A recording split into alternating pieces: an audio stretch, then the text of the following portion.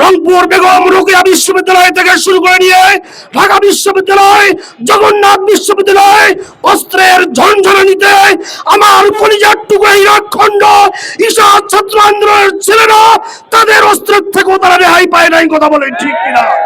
আমরা আজকে কেন এই জায়গায় দাঁড়িয়েছি আমাদের সকলেরই কম বেশি জানা আছে। কথা বলেন ঠিক কিনা?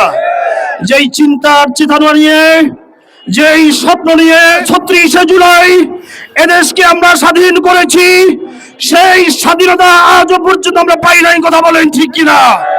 ১৯৭১ সালে দেশ স্বাধীন হয়েছে, একটা ভূখণ্ড আমরা পেয়েছি, কিন্তু ২৪ সালে এসে ১৫০০ মানুষের রক্তের বিনিময়ে আমরা যাই স্বাধীনতা অর্জন করেছি, সেই স্বাধীনতার সুফল আমরা আজও পর্যন্ত পাই নাই। কথা বলেন ঠিক কিনা?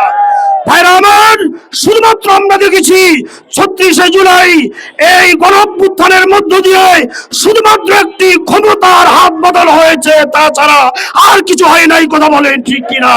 ভাইরা আমার, এভাবেই যদি চলতে থাকে, আমরা আগে দেখেছিলাম যারা ক্ষমতায় ছিল তারা মুসলিমদের উপর অত্যাচার নির্যাতন করেছিল, ঠিক আজকে যারা ক্ষমতায় এসেছে তারা আবার নতুন করে ফ্যাসিবাদ হয়ে তারা আজকে আবার মুসলিমদের উপর অত্যাচার শুরু করেছে। কথা বলেন ঠিক কিনা?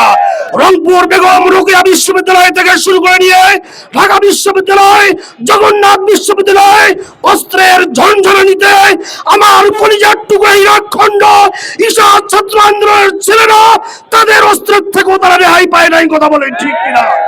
ভাইরা আমার, এভাবে চলতে পারে না।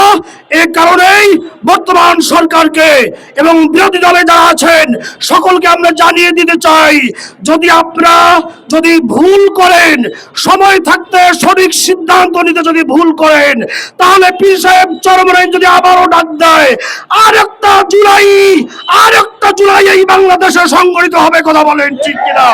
পীর সাহেব চরমনাই নতুন করে এই ফ্যাসিবাদ মুক্ত করার জন্য যদি জুলাইয়ের যদি আহ্বান করে, যদি জান দিতে হয়, যদি মাল দিতে হয়, সন্তানকে যদি ডিম বানাতে হয়, বিবিকে যদি বিধবা বানাতে হয়, রক্ত দিয়ে রাজপথে ঝাঁপিয়ে পড়ার জন্য কারা কারা প্রস্তুত আছেন? দেখা দেয় নাসরুম মিনাল্লাহি ফাতহুম করিম ওয়া বাশশিরিল মুমিনিন।